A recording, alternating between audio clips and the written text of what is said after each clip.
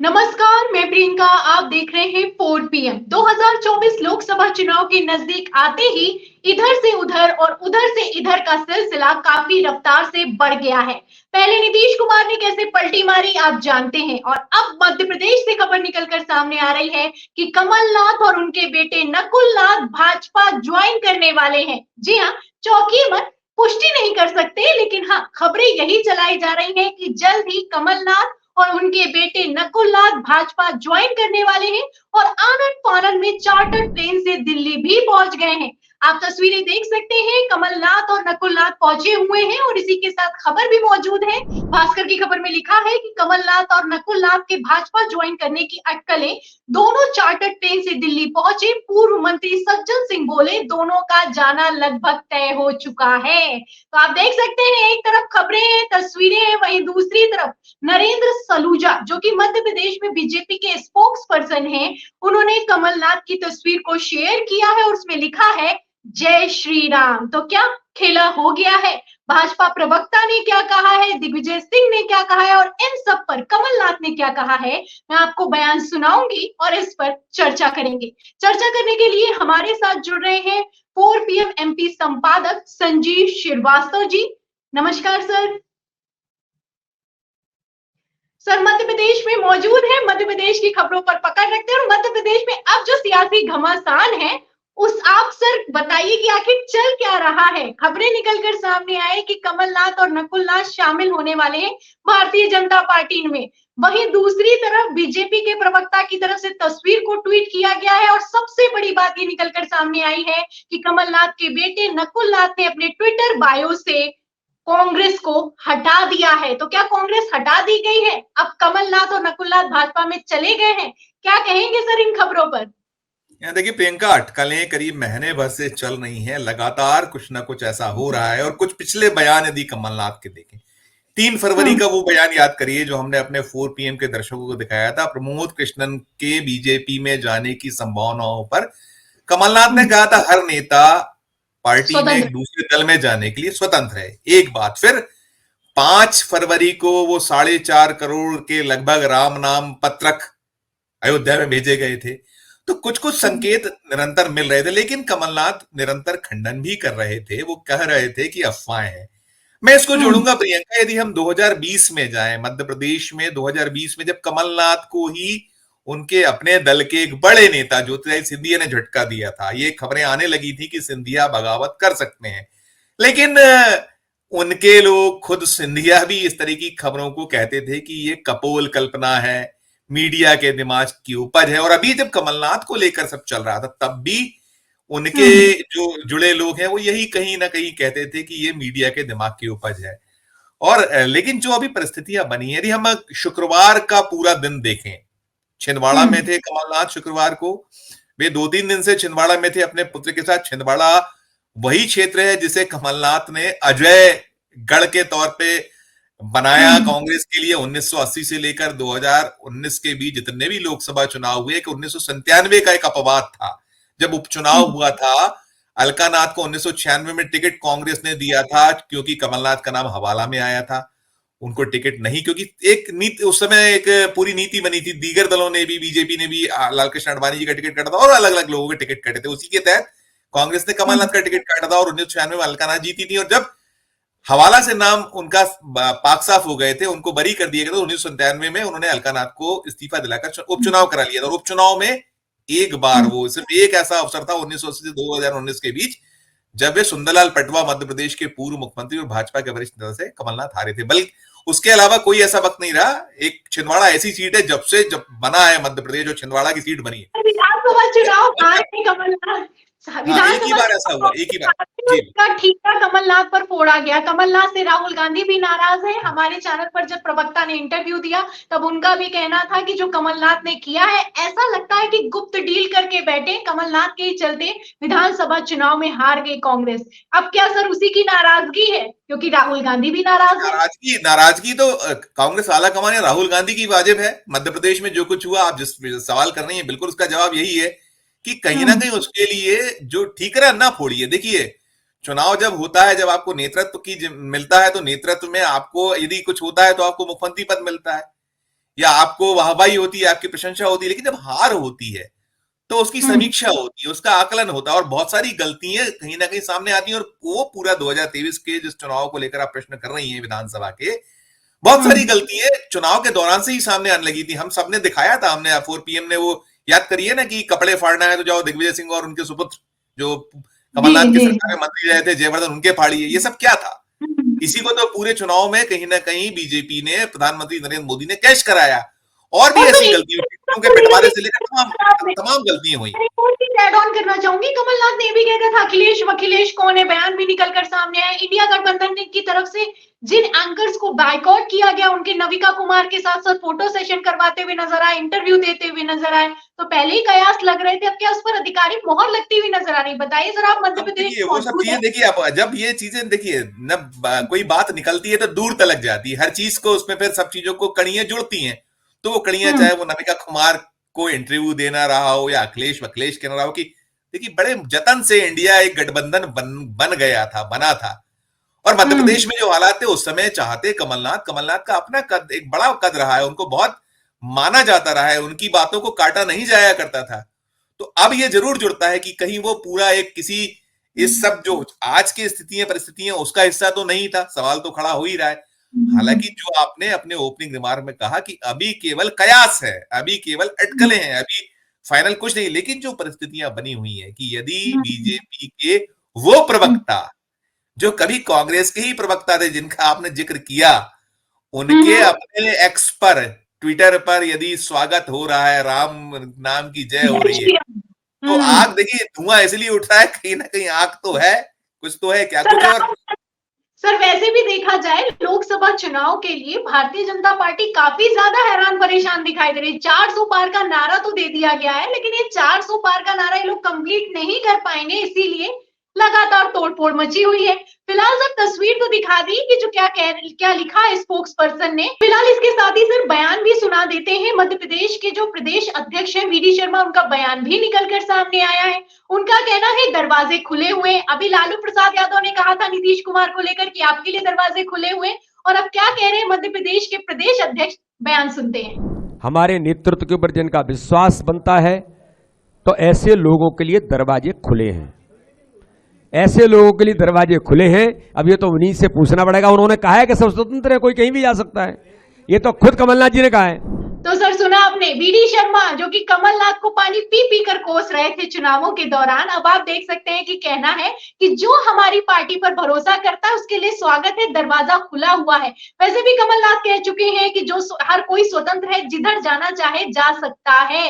खबरें हैं, बयान है, वही दूसरी तरफ आप देख सकते हैं सर कमलनाथ और नकुलनाथ पहुंचे हुए हैं। क्या आज ही सदस्यता ग्रहण हो जाएगी? देखिए जो कुछ चल रहा है, खबरें तो मध्य प्रदेश में यही रही हैं प्रियंका, कि 48 घंटे में कोई बड़ा कदम कमलनाथ नकुलनाथ उठा सकते हैं। एक खबर ये भी आ रही कि शायद नकुलनाथ ही अकेले ज्वाइन करें, एक खबर ये भी है कि दोनों पिता पुत्र ज्वाइन कर लें, कुछ विधायकों को साथ लेकर जाएं, दर्जन भर के आसपास के विधायकों की बात हो रही, तमाम अटकलें, तमाम कयास। और दूसरा, आपने जो वीडी शर्मा के बयान की बात की, करप्शन नाथ कहा करते थे, वो कहते थे करप्शन नाथ, खुलेआम बहुत धज्जियां उड़ाया करते थे कमलनाथ की। वक्त और राजनीति क्या कैसी हो गई है, हम देख रहे हैं देश भर में कि जो दुश्मन है वो कैसे दोस्त होते हैं। आपने जो बात की कि दरवाजे खुले हैं, एक दौर में अमित शाह ने कहा था नीतीश कुमार के लिए कि हमारे दरवाजे अब कभी नहीं खुलेंगे, दरवाजे बंद हैं, फिर खोल दिए गए। मध्य प्रदेश में आपने बात की वीडी शर्मा के बयान की, दरवाजे खुले हैं। अभी 5-7 दिन पहले ही मध्य प्रदेश में जो बड़े नेता हैं, इसमें मोहन यादव सरकार में मंत्री हैं, कैलाश विजयवर्गीय भारतीय जनता पार्टी के राष्ट्रीय महासचिव रह चुके, उन्होंने कहा था कि दरवाजे बंद हैं, बासी फल कौन लेगा।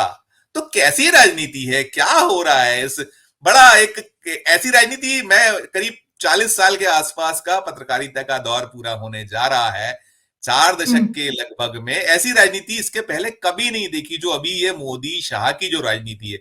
और प्रियंका, ये भी बड़ा विस्मय करने वाली राजनीति होती है कि देखिए, आपने छिंदवाड़ा में कमलनाथ से लड़ने के लिए एक पूरी फौज खड़ी की, एक पटाखा, पूरा फौज पटाखा हुआ। आज वो क्या सोच रही होगी, कैसे उसके छाती पर सांप लौट रहे होंगे। बहुत मैं कठिन भाषा या एक ऐसा मुहावरा बोल रहा हूं कि कहीं ना कहीं वो लोग कितने विचलित होंगे, अब उनको स्वागत करना पड़ेगा। आप याद करिए ज्योतिरादित्य सिंधिया को क्या कुछ कहा जाता था, उनके भ्रष्टाचार के किस्से, उन्हें गद्दार बताया जाता था। वो जो झांसी की रानी लक्ष्मीबाई के दौर की किताबों को खोला जाता था, पलटा जाता था, और आज वो आपके गलवैया करना पड़ती हैं, आपको गले लगाना पड़ता है एक दूसरे को, और वो भी बड़े शान से गले लगाते हैं। उन घरों में जाते हैं जो सबसे ज्यादा कोसते थे, चाहे वो जयभान सिंह पवैया हो, प्रभात झा हो। तो अब क्या ये राजनीति का दौर हो गया है। मुझे लगता है कि चाहे वो कोई हो जो राजनीति में दिलचस्पी रखता है, ऐसी राजनीति ऐसा तो कोई ठगा नहीं, कष्ट किसी को हमने कष्ट ठगा नहीं वाली राजनीति सर कष्ट वही पहुंचाती अपनी होगी। जगह पर चल रही है। एक तरफ से आपको मैंने सर तस्वीरें भी खूब निकल कर सामने आ रही हैं सर, नकुलनाथ और कमलनाथ और मोदी की तस्वीरें जो पुरानी हैं, जो वो सोशल मीडिया पर वायरल हो रही हैं। कुछ अंधभक्त तो ये भी दावा कर रहे हैं कि ग्रहण हो चुकी है सदस्यता।